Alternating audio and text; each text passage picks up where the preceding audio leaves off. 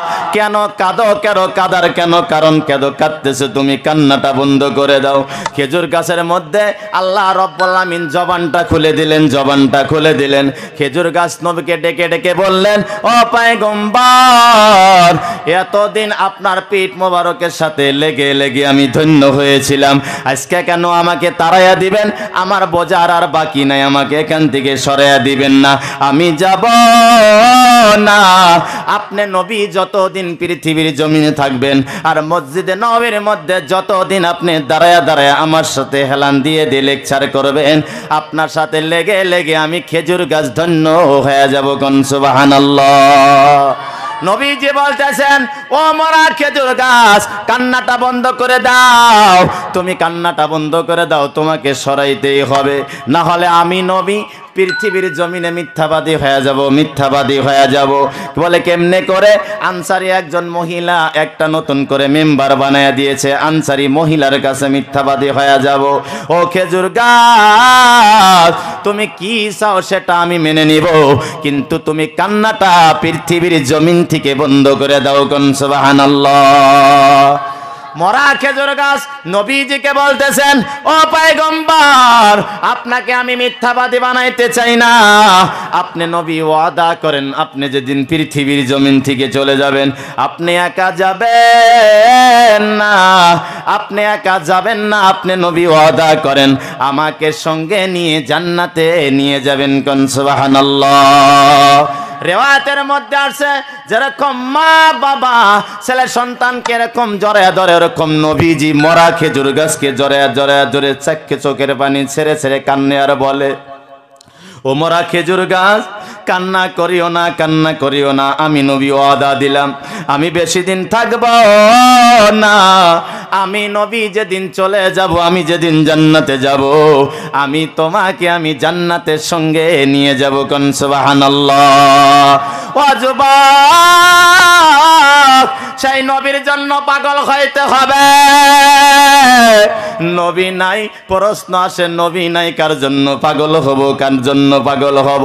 পৃথিবীর জমিনে তিনটা বস্তু, তিনটা হালতে থাকতে হবে, তিনটা চারটা হালতে থাকতে হবে। চারটা হালত ছাইরা 5 নম্বর হালতে যদি যান ফাতাহলিক, তাহলে পৃথিবীর জমিনে হালাকত হয়ে যাবেন। নাউজুবিল্লাহ।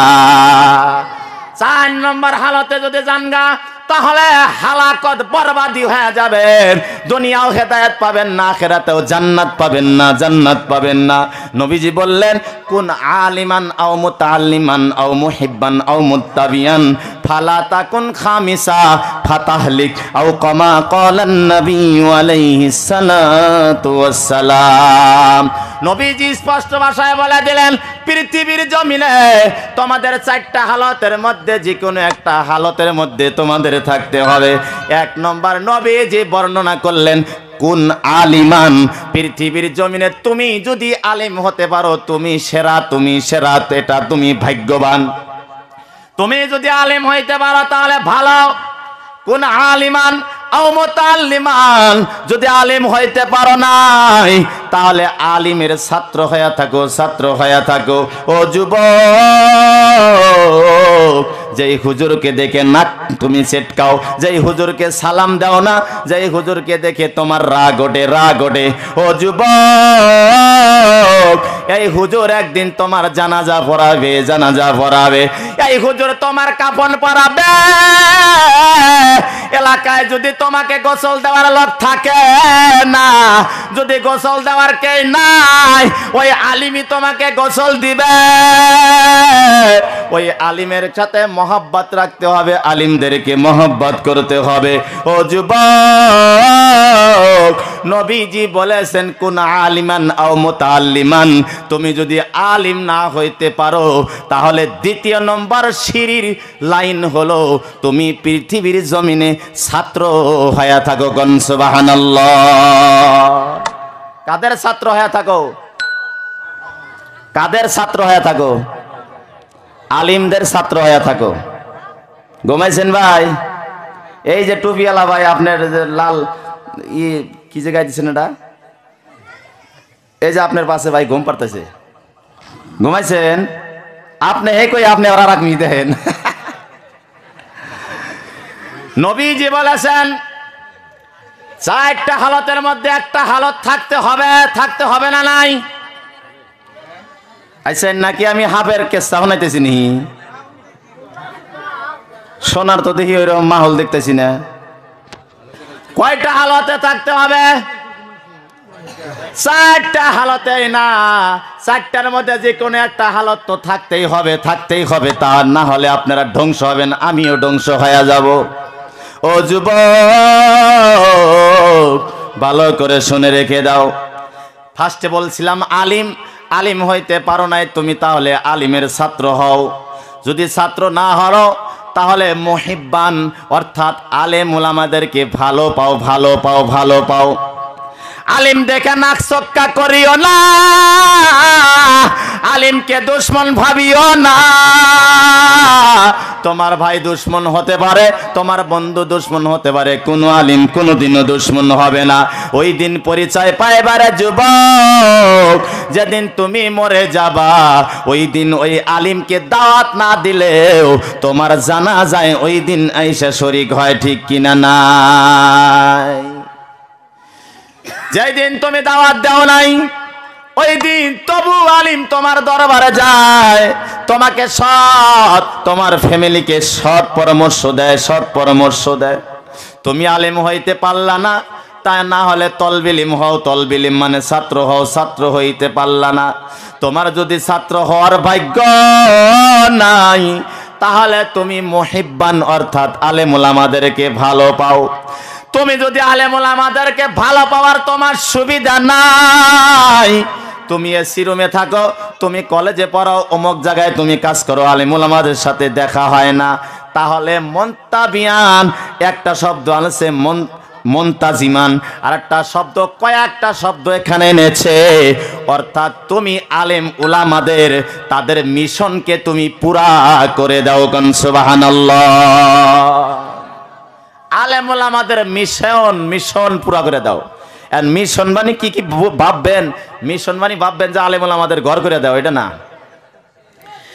মিশন, আমাদের মিশন কি? পৃথিবীর জমিনে আমাদের মিশন হলো কোরআন এবং হাদিসকে কিয়ামত পর্যন্ত জিন্দা রাখা। এটা নবীদের কাজ ছিল। আমি পূর্বে বলেছিলাম নবী নাই, এরা কারাত কোরআন হাদিস কারা জিন্দা রাখবে? পৃথিবীর জমিনে আজ থেকে যদি সব মাদ্রাসা বিলীন হয়ে যায়, ধ্বংস হয়ে যায়, সব মক্তব যদি ধ্বংস হয়ে যায়, সব মাদ্রাসা যদি ধ্বংস হয়ে যায়, পৃথিবীটা কেমনে যেন একটা অন্ধকার হয়ে যাবে, ঠিক কিনা নাই? পৃথিবী থেকে সব আলিম যদি একদিনই মরে যায়, সব মাদ্রাসা যদি গায়েব হয়ে যায়, পৃথিবীটা অন্ধকার হয়ে যাবে, রাস্তা খুঁজে পাবা না রে যুবক। ও যুবক, ভালো করে শুনে রেখে দাও। পৃথিবীর জমিনে তোমার আলিম উলামাদেরকে চিনতে হবে, মুত্তাবিয়ান ও মুনতাজিমান ইন্তেজাম করতে হবে।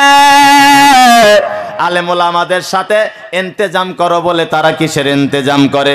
তারা সকাল থেকে নিয়ে রাত পর্যন্ত তাদের মিশন হলো তাদের মিশন হলো আল্লাহর নবীর যে মিশন, অর্থাৎ কোরআন হাদিসকে কিয়ামত পর্যন্ত জীবিত রাখা। কোন সুবহানাল্লাহ। আল্লাহ বলে আমি তো এইভাবে জীবিত রাখি না, আমার নিজাম হলো, আমার তরিকা সিস্টেম হলো, আমি আল্লাহ হাত দিয়ে কোনো বস্তু করি না, ডাইরেক্ট কোনো বস্তু করি না, আমি আল্লাহ সিস্টেম দিয়ে দিয়েছি।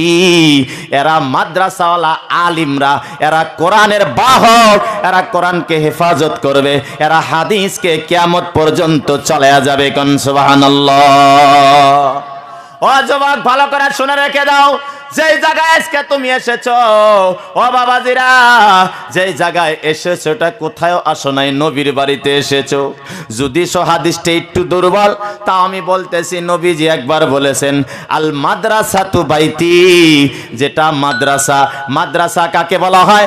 মাদ্রাসা আরবিক শব্দ দাররাসা ইদাররিসু তাদরিসান, যেখানে সবক আদান প্রদান করা হয়, যেখানে তোমাকে শিক্ষা দেওয়া হয়, যেই জায়গায় তোমাকে কোরআনের শিক্ষা দেওয়া হয়, হাদিসের শিক্ষা দেওয়া হয়, ওটাই হলো মাদ্রাসা, ওটাই হলো নবীর বাড়ি। কোন সুবহানাল্লাহ। Hey there. Subscribe to my channel and also press this bell icon.